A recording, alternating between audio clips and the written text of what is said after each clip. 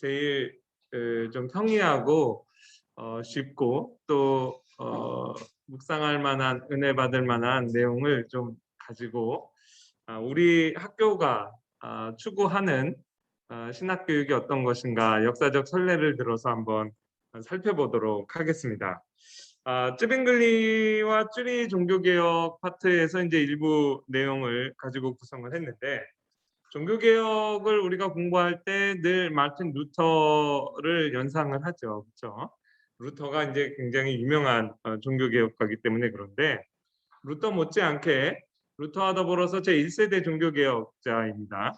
쯔빙글리의 종교개혁이 사실은 우리 개혁파교의 전통과 조금 더 가깝습니다. 루터의 종교개혁의 핵심적인 내용을 다 우리가 받아들이고 전수하면서 동시에 또 개혁파적인 특징이 잘 드러나는 종교개혁이 쭈리 종교개혁이에요.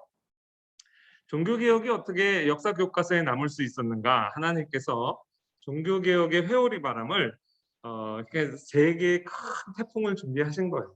근데 로마 교회 입장에서 봤을 때는 루터의 종교개혁도 흘러가는 하나의 에피소드가 될 것이다, 막연히 이제 그렇게 기대를 했는데, 태풍도 이제 연달아 두 개, 세 개가 막 연이어 오면 그 폐해가 굉장히 크잖아요.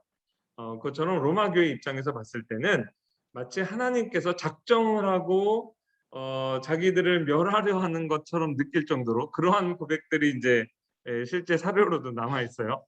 루터의 종교개혁과 더불어서 개혁파의 종교개혁, 핑크색으로 지금 표현된 더 큰 규모의 폭풍이 불고, 그것과 더불어서 저 녹색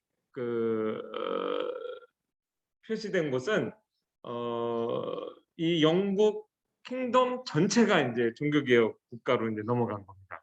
연이어 부른 세계의 종교개혁의 바람으로 역사 교과서에 기록될 만큼 아예 종교개혁이 성공하고 이제 정착되게 됐죠. 마틴 루터의 종교개혁 출발이 10월 31일 1517년이라고 우리가 보통 생각을 합니다. 그런데 이제 쯔빙글리가 쭈리의 그 시민사제로 임명돼서 쭈리에 도착한 날이 1519년 1월 1일입니다. 1519년 1월 1일. 요거를 줄이는 게 좋겠죠? 예. 그러니까 1519년 1월 1일하고 1517년 말이잖아요. 10월 31일하고 거의 이제 시차가 1년 조금 넘는 시차예요. 그래서 거의 동시대에 있었던 종교개혁이라고 이제 볼 수가 있고요. 실제 나이도 마틴 루터가 1483년 11월 10일생입니다. 거의 이제 늦은 생일이죠. 쯔빙글리 목사님이 1484년 1월 1일생이에요. 그래서 나이 차도 거의 나지 않고요. 여러 면에서 이제 한 발 정도 늦은 느낌으로 개혁파 종교개혁이 이제 시작됐습니다. 그러나 이제 쯔빙글리가 그 화면에 이제 등장하는 그 종교개혁의 거장들 맨 오른쪽에 위치해 있는데, 이 쯔빙글리가 루터보다, 또 루터파의 종교개혁보다 개혁파의 종교개혁이 좀 앞서 나간 게 있습니다. 그 이야기를 좀 해드리려고 해요. 이 스위스의 쭈리히에 가면 굉장히 아름다운 관광지입니다. 여러분께 기회가 되면 꼭 방문해 보실 것을 이제 추천하는데요. 그 쯔빙글리가 사역했던 대예배당, 거기에 한쪽 문 앞에 이렇게 쭈리히의 종교개혁을 기념하는 동판 구조가 위로 4개, 밑으로 하나, 둘, 셋, 넷, 다섯, 여섯, 24컷으로 이렇게 스토리가 만들어져 있어요. 이게 세계 대전 때 이거를 만들었는데, 관광객들이 많이 그 앞에서 사진은 찍지만 그 내용은 이제 잘 모릅니다. 잘 훈련받은 이제 관광 가이드가 이제 안내하면 재밌게 이야기를 좀 풀어주지요. 종교개혁사를 공부하면서 좀 더 자세한 내용을 말씀드리겠지만 여기서 대표적으로 몇 컷만 좀 소개해드리도록 하겠습니다. 이 문이니까 손잡이 있는 곳이 이제 어떻게 보면 제일 제가 볼 때는 중요한 장소 같아요. 거기에 보면 dim츠빙글리가 앉아 있고 뭐 책을 이렇게 막 쓰는 것 같은 그런 장면이 있죠. 이게 이제 성경을 번역하는 장면입니다. 그 밑에 이제 중세 독일어로 라센드 미어 디 보르트 스틸 스톤 이 말을 좀 의역하면 하나님의 말씀을 왜곡시키지 말아라. 그래서 제대로 이제 번역하자 그런 의도가 이제 담겨 있고요. 이 쭈리 대예배당 종교개혁의 예배당이니까 성당이라기보다는 예배당이라 부르는 게 맞죠. 다스 그로스민스터. 이게 이제 2014년에 제가 찍은 사진이에요. 그러니까 이 사진의 밑에 있는 인물들이 다 우리 학교 교수님들입니다. 그 종교개혁 탐방 갔을 때 이 오전 9시 이전에 여기에 도착을 해서 문도 열기 전에 이렇게 이제 우리가 여기 앞에 도착해서 사진 찍는 장면이에요. 이 예배당에 가면 반드시 찍어야 되는 사진이 있습니다. 예배당 안에 지금은 이렇게 어둠컴컴하게 보관을 하고 있어요. 보호하느라고. 이게 그 유명한 쭈리 바이블입니다. 1531년 쯔빙글리가 구약과 신약을 원문에서 완벽히 번역을 해낸 것이죠. 자, 장신대의 박경수 교수님 팀이 종교개혁지 탐방했을 때만 해도 저보다 훨씬 이제 오래전에 방문을 했는데 그때는 저렇게 이제 밝은데 끄집어 놨었어요. 근데 이 빛의 이게 이제 상하기 때문에 지금은 이제 어둡게 해놨죠. 그 쭈리의 중앙박물관에 가면 이렇게 이 쭈리 바이블의 가치를 잘 설명을 해놓고 있어요. 루터의 성경보다 자그마치 5년이나 앞섰다라고 이제 지금 소개를 하고 있죠. 무슨 소리냐? 루터가 벌써 1521년에 성경 번역하고 22년에 출판했는데 그 신약 성경입니다. 루터가 구약에서부터까지 독일어로 완역해가지고 신구약 합본을 출판한 거는 34년이에요.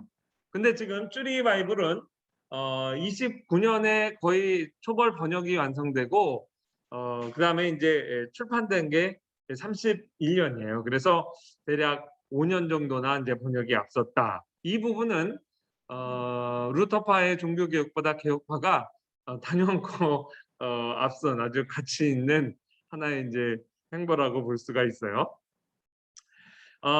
그 다음 컷은 그 쯔빙글리가 설교를 하고 회중이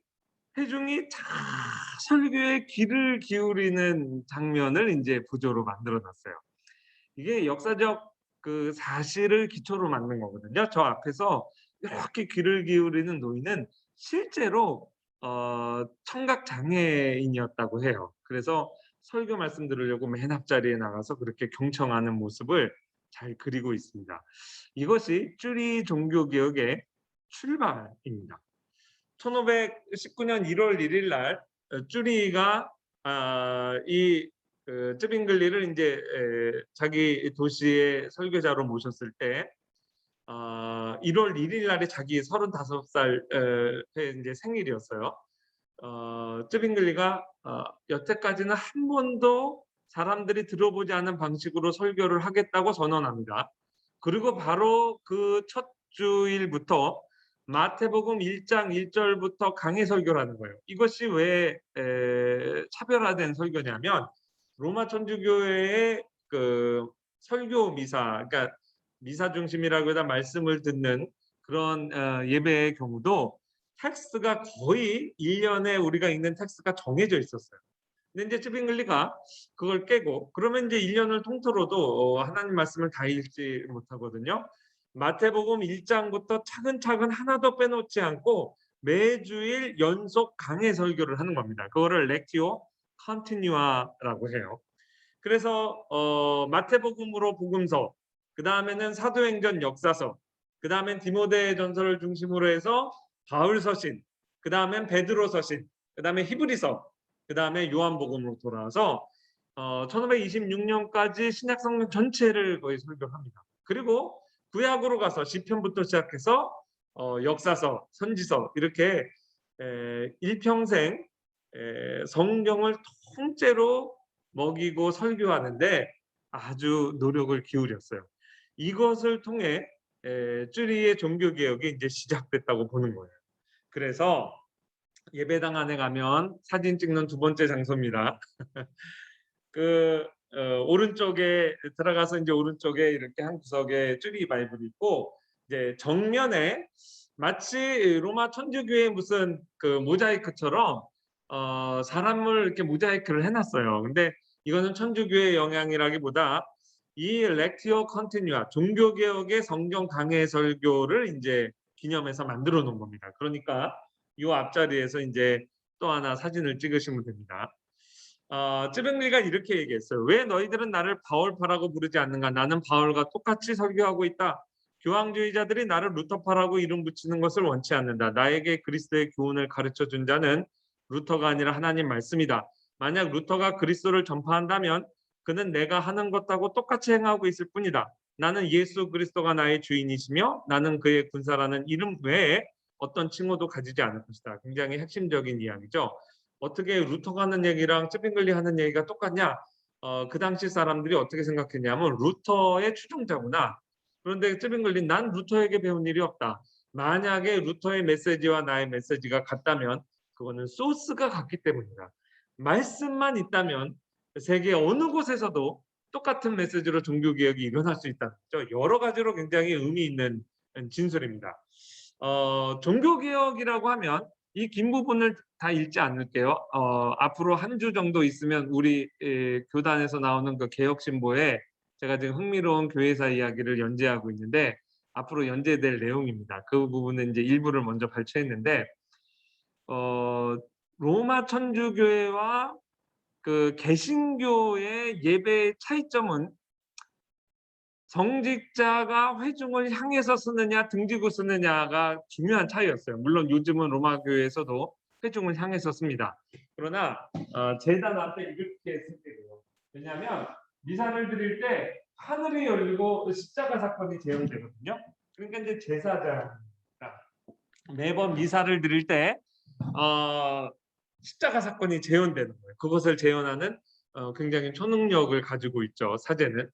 그런데 이제 종교개혁이 일어나면서 매번 미사 때마다 예수 그리스도의 십자가 사건이 재현되는 게 아니라 십자가에 예수님을 계속 못 받는 게 아니라 once and for all 십자가에서 단번에 하나님께서 이루신 큰 구원의 일을 회중을 향해서 선포하는 게 이제 성직자의 주된 임무가 됐어요.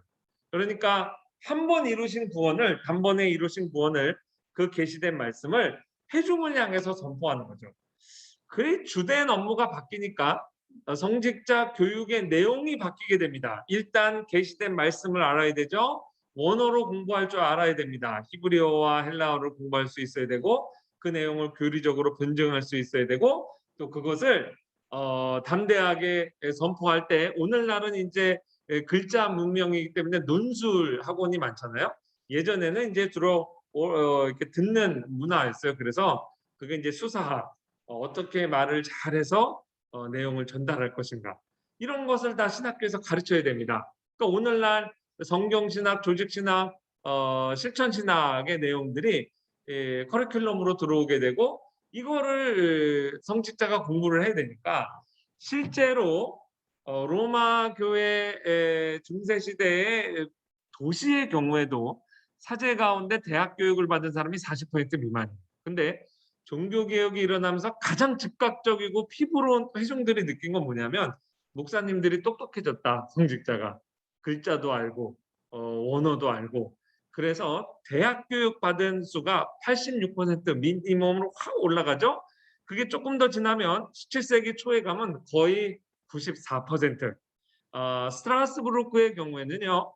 132명 중에 97명이 대학 교육뿐 아니라 그 더 상급과정 석사학위 소유자였다고 해요. 쭈리도 예외가 아닙니다. 그래서 프로페사이라고 이게 이제 예언학교 일종의 신학교의 전신입니다. 여기서 모여서 뭐하냐면 쭈리의 성직자들 모여서 성경 원어에서 그 당시 독일어로 성경 번역하고 라틴어로 번역된 내용이 제대로 번역됐는가를 검증하고 그날 텍스트를 잘 번역한 다음에 바로 그 중에 한 사람이 또 회중을 향해 설교하고 이런 훈련을 받은 일종의 이제 신학교의 전신이 1525년에 이제 세워지게 돼요. 자, 이렇게 열심히 말씀을 가르치고 공부하는 교회가 됐습니다. 말씀도 통째로 가르쳤죠. 쭈리 종교개혁이 성공한 중요한 단서가 이 그림에 나옵니다.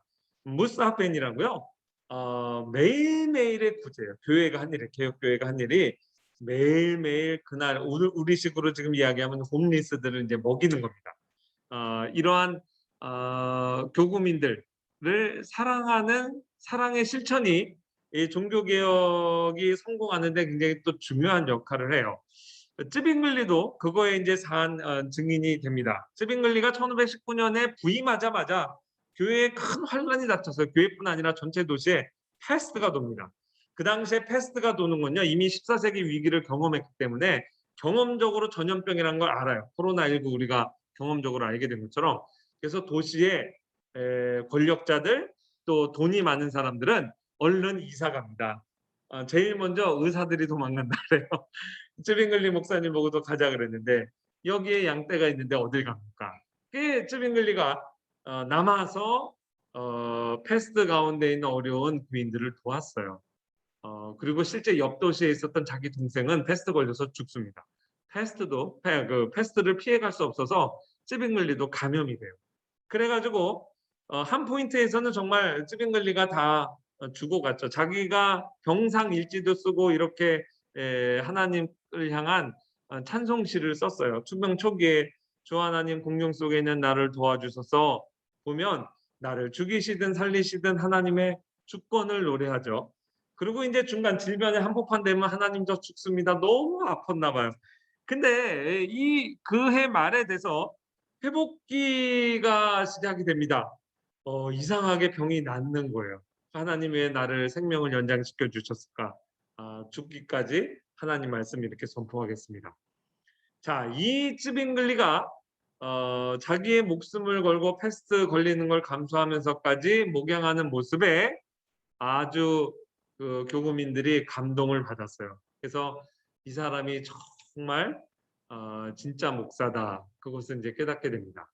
제가 우리 여러분 선배죠.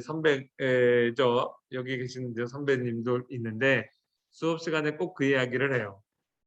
전도사로 또 신학생으로 교회를 섬길 때 우리가 뭘 섬기겠어요? 말씀으로 섬깁니다. 어느 교회를 가든 내가 정말 하나님의 말씀을 잘 풀어서 설교해야 됩니다.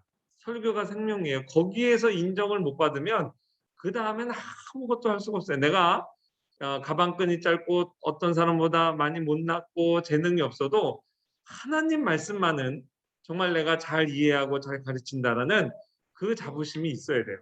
그러니까 설교를 잘해야 됩니다. 강해 설교 잘해야 됩니다. 강해 설교 잘못하잖아요. 완전히 다 졸음에 빠집니다. 섣부르게 로이드 존스 흉내내는 게 아니에요. 쯔빙글리는요 얼마나 설교를 잘했냐면 그 당시 사람의 증언 제가 그걸 읽어봤어요. 쯔빙글리 목사님이 강단에 서서 말씀을 선포하기 시작하면 그 많은 신자들 하나도 안 보이고 마치 우주 공간 안에 내가 둥둥 떠 있고 천장에서 내 머리를 끄잡고 이렇게 있고 오로지 쯔빙글리 목사님 혼자만 나를 위해서 설교하는 것처럼 느꼈다.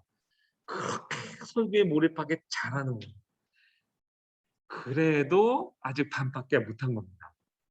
말씀으로 인정받고 그 다음에는 저 사람이 진짜 목사야 인정을 받아야 돼요. 그러려면 쯔빙글리처럼 이러한 어려움을 통해서 검증돼야 됩니다. 그래서 이제 좀 무서운 말로 여러분이 인정받기 위해서는 교회에 지금으로 하면 코로나19가 돌아서 패스트가 돌아서 교회가 위기를 당하는 거예요. 그때 도망가지 말고 자기 자리를 지키고 목사로서 인정을 받아야 됩니다. 이게 이제 쯔빙글리가 1519년 부임했던 첫 해에 있었던 일이에요. 그리고 이제 쭈리 종교 개혁의 정말 큰 특징은 뭐냐면 이 그 장면은 지금 쭈리 도시가 로마 캐톨릭이 아니라 종교 개혁 도시가 됐다는 것을 표현하고 있어요. 자, 로마 캐톨릭에서도 성찬을 하잖아요. 뭘 보면 알 수 있냐면 지금 포도주를 주잖아요. 이게 로마 캐톨릭에서는 빵만 주고 있었거든요. 요 한 컷이 정말 많은 이야기를 하고 있습니다. 이러한 변화는 어떻게 생겼느냐? 폭력으로 종교 개혁이 일어난 게 아니라 정말 개혁교회의 어떻게 보면 모범이자 자랑입니다. 말 그대로 말로 설득해서 종교 개혁이 성공합니다. 자, 쭈리 종교 개혁이 지금 2~3년 동안 하나님 말씀을 처음부터 끝까지 회중들에게 다 먹였어요. 다 먹이고 나니까 회중들이 무슨 생각을 하냐면 사순절 때 고기 먹지 말라는 얘기 성경에 없네. 목회자는 독신으로 살아야 된다는 얘기 없네. 일반 신자들은 그냥 그런 게 다 성경에 있는 줄 알았어요. 성경에 없는 많은 교리와 많은 행태들이 얼마나 비성경적이라는 것을 이제 사람들이 알게 됩니다. 쭈리의 종교개혁의 바람이 서서히 불기 시작하면서 저항하는 움직임이 있죠. 이 찌빙글리를 몰아내려고 했어요. 그때 시의회가 그래 공개 토론해보자 누가 맞는지. 1523년 1월 말에 제1차 공개 토론회가 열립니다. 자그마치 시의 지도자들 600명 일반 시민들 다 구경 왔어요. 거기에서 일종의 루터의 95개 조에 거의 상응하는 쯔빙글리의 67개 조항이 발표됩니다. 복음의 총체는 예수 그리스도다. 얼마나 복음적인 내용이 선포되는지 몰라요. 중요한 첫 번째 공개 토론회입니다. 공개 토론회 결과 시의회에서 봤을 때 쯔빙글리가 성경대로 설교하는 게 맞구나. 그래서 반대파들에게도 너희도 이제부터 쯔빙글리처럼 설교하고 성경이 없는 얘기 하지 마라. 그게 시의회 결정이었어요. 이게 찌리가 종교개혁으로 가는 이제 첫 걸음이 됩니다. 두 번째 큰 공개 토론회는 그해 10월에 개최가 됐는데요. 그 중요한 화두가 뭐냐면 예배당 안에 있는 성화상들이에요. 이거는 조상 때부터 있었던 거거든요. 성경에 보면 이게 예배당 안에 있는 게 맞지가 않아요. 그래서 진리의 면에서 봤을 땐 즉각적으로 떼는 게 맞습니다. 근데 이날 공개 토론회에서는 쯔빙글리가 승리했습니다. 그러나 막상 그것을 이번 주부터 당장 떼야 된다고 할 때 시민들이 주저하는 거예요. 그때 쯔빙글리와 함께 했던 사람들이 개혁의 속도 조절을 합니다. 무슨 조절하냐? 진리로서는 즉각적으로 다 떼는 게 맞지만 진리는 사람을 살리는 운동이다. 이 과정에서 사람이 실족하거나 반발심을 쓸데없이 일으키거나 그래서 복음에 대해 마음을 다투면 어떻게 하냐. 그래서 정했어요. 앞으로 잠시 모든 시리즈 설교 중단하고 몇 개월 동안은 성화상 미사 이런 거에 대한 설교를 하기로. 정말 아니나 다를까요? 몇 개월 설교하고 나서 시민들이 자발적으로 이거는 성경적인 게 아니구나 이렇게 이제 다 떼는 아름다운 일이 있게 됩니다. 물론 부작용도 있었어요. 우리 쯔빙글리 목사님이 비진리와 타협한다. 그래서 아주 급진파 쯔빙글리의 제자들 가운데 한 15명 정도가 이탈하게 돼요. 그들이 쭈리 안에 있는 이제 제세례파의 급진주의적 종교개혁가들의 이제 시발점이 되긴 합니다. 아픔도 있지만 전반적으로는 이 쯔빙글리의 속도 조절은 맞았습니다. 여러분 자동차는 문명의 이기지만 그게 과속을 하면 사람을 죽일 수도 있거든요. 우리의 진리라는 것은 우리가 받는 진리라는 것은 사람을 살리는 진리예요. 그 진리를 위해 칼을 빼들어야 된다면 이미 진리가 아닙니다. 이미 복음이 아닌 거예요. 사람을 살리는 진리다라는 것을 이제 쯔빙글리가 삶을 통해서 잘 드러냈죠. 자, 여기서 좀 어긋났는데요. 이게 마지막 컷이에요. 쯔빙글리가 1531년 카펠 전투에서 저렇게 이제 순교하십니다. 사실 쯔빙글리는 종교적인 목사 지도자지만 그 쭈리의 거의 시정의 또 중요한 책임자이기도 했어요. 지금 우리도 목사지만 뭐 예를 들어 예비군 훈련 나오라 그러면 예비군 나가서 총을 들죠. 그건 목사로 드는 게 아니라 대한민국 국민으로 드는 겁니다. 국가교회 시절에 그런 이제 두왕국론의 그 입장에서 이것은 이제 우리가 이해할 수 있어요. 이 로마 캐톨릭이 쯔빙글리를 얼마나 미워했냐면 쯔빙글리가 죽으니까 쯔빙글리를 시체에서 살을 다 발랐어요. 끔찍하죠? 돼지 한 마리를 잡습니다. 그래서 그거를 다 섞어서 태웠어요. 왜 그랬을까요? 자기들 수준으로 바라봤기 때문에 그래요. 자기들 수준에서는 쯔빙글리 정도면 수많은 그 죽은 사람들이 이제 죽은 다음에 사람들이 와가지고 성인으로 숭배하고 이런 걸 질투한 거예요. 개신교 신앙을 이제 몰라서 그런 거죠. 어쨌든 쯔빙글리가 이렇게 이제 그 최후를 맞이하게 돼요. 그래서 쯔빙글리의 동상 예배당 앞에 나와갖고 그 옆에 동상 앞에서 한 번 더 찍으시면 됩니다. 이거에 관한 또 재밌는 이야기는 앞으로 이제 입학하시면 수업 시간에 또 해드릴게요. 나름대로 동상과 얽힌 중요한 에피소드도 있고 또 성경이냐 칼이냐 두왕국론을 이해하는데도 설명하는데도 좋은 이제 하나의 재료가 됩니다. 쯔빙글리의 기도 개혁파적인 전형적인 특징이 나타나요. 제가 한번 읽어드릴게요. 전능하시고 영원하시며 자비로우신 하나님, 주의 말씀은 우리의 발의 등이요 우리의 길을 비추시는 빛입니다. 우리 지성을 열어주시고 조명해 주시사 우리로 하여금 하나님 말씀을 순전하고 온전하게 이해하게 하옵소서. 또한 우리 삶이 우리가 올바르게 이해한 바와 일치하게 하옵소서. 그리하여 모든 일에서 주님을 기쁘시게 하지 않는 일이 없게 하옵소서. 우리 주 예수 그리스도의 이름으로 기도합니다. 이 내용이 굉장히 개혁파적인 기도예요. 하나님 말씀을 강조하죠. 그 삶, 나의 삶의 전 영역에서 하나님 영광 받으시기를 원하는 그런 기도입니다. 루스 타임이 좀 적용돼서 한 3, 4분만 저에게 더 주시면 중요한 말씀을 한두 개 드릴게요. 종교개혁의 보통 3대 특징하면 솔라 스크립투라와 교회를 위한 신앙교육, 예배개혁을 지향한다는 아주 중요한 특징을 가져요. 교회를 위한 신학교육이라는 부분을 한번 뜻밖의 말씀드릴게요. 여러분이 이런 내용이 있었구나 아마 좀 놀라시게 될 겁니다. 이게 이제 중세의 대학 지도인데요. 이 많은 대학들이요 다 종교개혁 대학입니다. 지금 박스 안에 들어갔죠? 그래서 종교개혁은 그야말로 신학교육의 개혁, 교육개혁이라고 얘기해도 그렇게 과장이 아니에요. 그럼에도 여전히 많은 대학들이 남아있죠. 저기는 로마 캐톨릭 대학이에요. 로마 카톨릭의 웬만한 대학들은 다 신학 수업이 이루어졌습니다. 중세의 신학 수업과 개신교의 신학 교육은 중요한 한 가지 큰 차이점을 갖고 있는데 후스토 곤잘레스라고 예일 학파의 이제 젊은 역사가가 아주 유명한 사람이죠. 웬만한 세계사 교회사 교과서를 다 집필을 했어요. 네, 후스토 곤잘레스가 이 얇은 책 한 권을 썼는데 핵심적인 이야기를 합니다.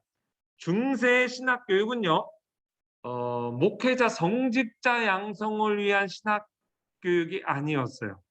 이미 중세 시대에 신학교에 모인 사람들은 우리식으로 이야기하면 다 목사 안수 받은 사람들. 그럼 신학교 왜 왔느냐? 정말 하나님을 알기 위해서 수도원 들어가듯이 그런 마음으로 온 거예요. 이 신학교 안에서 이루어진 토마스 아퀴나스의 나름대로 위대한 신학이 일반 목회 현장 사제와는 전혀 무관한 거예요. 사제는요, 그냥 그 안에서 자라면서 대학 교육 안 나와도 라틴어 예전 그냥 암기하면 됩니다. 거의 예전에 익숙한 그 미사를 직전하면 돼요. 신학과 목회 현장이 분리돼 있었어요. 그래서 대학 교수와 신학생들 다수는 이미 안수받은 성직자였다. 신학교육의 주된 목표는 목회자 양성이 아닌 진리에 대한 탐구였다. 요컨대 신학의 목표와 교회의 삶은 서로 분리돼 있습니다. 이게 종교개혁이 일어나면서 어떤 변화가 일어났냐면 신학교에 들어온 사람은 100% 교회를 위한 사역자가 되기 위해 신학교에 온 거예요. 우리가 볼 때는 너무 당연하게 생각하지만 이게 그렇게 당연한 게 아니었어요. 종교개혁 이후의 산물입니다. 이제 교회의 성직자로 안수받기 원하는 모든 지원자들은 정식 신학교육 과정을 이수해야만 했다. 이것은 교회사에서 선례가 없는 새로운 변화였으며 오늘날까지 대다수 교회가 이것을 표준으로 지속한다. 여러분 가운데 합신 왜 왔느냐? 나는 교회 섬기는 건 상관없어요. 그냥 하나님 알고 싶어 왔어요. 죄송합니다. 들어오실 수가 없어요. 마치 의과대에 입학하면서 나는 그냥 사람을 좀 해부해보고 싶어요. 사람 치료에는 관심이 없어요. 그건 진정한 의사가 될 수 없죠. 신학교에 입학하는 것 자체가 교회를 위한 신학이라는 거예요. 이건 여러분 평생에 가슴에 새겨둘 말입니다. 교훈이에요. 아까 종교개혁의 특징 말씀드렸죠. 개혁주의 교회의 3대 특징은요. 솔라 스크립투라에서 한 걸음 더 나아가 성경을 통째로 먹이는 것, 또한 바른 말씀을 가르치는 데 신앙교육서를 적극적으로 활용하는 것, 그 다음에 말씀과 삶의 전인적인 통합, 개혁주의적 경건주의의 핵심을 3대 특징으로 갖고 있습니다. 통합과 균형이죠. 켈빈의 라틴어 전집 제가 입학하면 다 선물로 드려요. 파일로 드리는데 한 시가 200만 원 가치 정도 됩니다. 루터 전집도 드려요. 그건 시가 한 500만 원 가치가 되는데 종교개혁 수업 시간에 다 드려요. 라틴어 중세 독일어 중세 불어로 돼 있어서 좀 안 됐지만 이 64권이나 되는 어마어마한 전집이 어떻게 구성되어 있냐면 제일 유명한 거 기독교 강요죠. 기독교 강요는 왜 저술했는지 아세요? 하나님의 말씀을 제대로 해석하기 위해서 성경신학에 봉사하는 겁니다. 성경신학에 봉사하는 의미로 신학 주석, 신구약 주석을 전체를 거의 몇 권 빼고 다 썼죠. 이 어마어마한 작업을 왜 했는지 아세요? 결국 하나님의 말씀을 제대로 선포하기 위한 실천신학입니다. 그래서 조직신학은 성경신학을, 성경신학은 실천신학을 향해 지향하고 있어요. 설교는 왜 제대로 해야 되는가? 예배의 회복입니다. 이게 종교개혁의 정말 중요한 프로그램이죠. 제대로 하나님께 예배드리고 그 제대로 된 예배는 우리의 학문과 경건 전체를 포괄하는 거예요. 우리 합신의 구호에 바른신앙, 바른교회, 바른생활이 있어요. 이것을 더 줄여서 두 마디로 하면 학문과 경건입니다. 적어도 우리에게 적용은 개혁주의적 경건주의. 우리가 19세기 대부흥기를 복음주의 부흥운동을 체험하면서 정말 교회에 많은 유익이 있고 한국 선교도 다 이루어졌지만 하나 아쉬운 게 좀 반지성주의적 경건주의. 경건하다 하면 공부하는 거, 교리를 공부하는 거는 내려놓는 닥터리널 미니멀리즘 쪽으로 갔어요. 그러다 보니까 지성의 영역을 자유주의 신학자들한테 다 넘겨준 겁니다. 부흥은 했지만 근본에서 기초가 무너지면서 오늘날 경건주의를 주도했던 독일이 자유주의 신학에 오히려 개신교회가 약화된 걸 봐요. 이런 걸 통해 우리가 배우는 거죠. 경건은 너무 중요해요. 그래서 경건을 우리가 포기할 수는 없어요. 그러나 다시 좀 보완을 해서 배움도 학문도 결코 덜 중요한 게 아니다. 두 개를 같이 균형을 잡고 가는 게 중요하다. 우선순위를 따지자면 경건이 앞입니다. 교회가 신학보다 앞으로 가는 거예요. 그걸 위해서 우리가 공부를 하고 경건한 삶을 위해 또 우리가 신학 수업에 또 이제 참여하는 겁니다.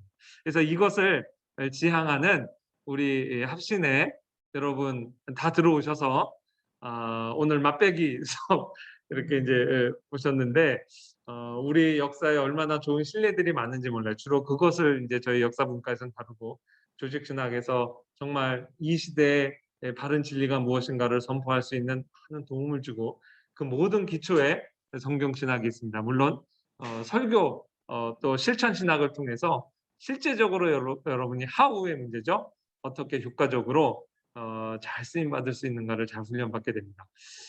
시간이 조금 초과돼서 죄송합니다. 이것으로 우리 준비된 특강 마치고요. 여러분 학교에서 다 만나도록 제가 기도하고 또 여러분 만나 뵙기를 소원하겠습니다. 기도하겠습니다. 사랑해 주님 감사합니다. 이렇게 아름다운 만남을 허락하신 하나님 감사합니다. 오늘 총장님 통해 선포하신 말씀처럼 십자가의 길이요 어려운 길이지만 동시에 영광스러운 길이요 또 아름다운 헌신이 있고 아름다운 사람들과의 만남과 사귐과 교제가 있고 하나님의 말씀을 풍성히 배우고 깊이 있게 이해하는 그러한 기쁨도 있습니다. 이 영광스러운 자리로 초청하셨음에 저희가 다 한 사람도 누락되지 않고 함께 손을 잡고 주님의 부르심에 응답하며 이 영광스러운 길에 초청에 응답하는 저희들 될 수 있도록 주님께서 복 주시옵소서. 예수님의 이름으로 기도합니다. 아멘.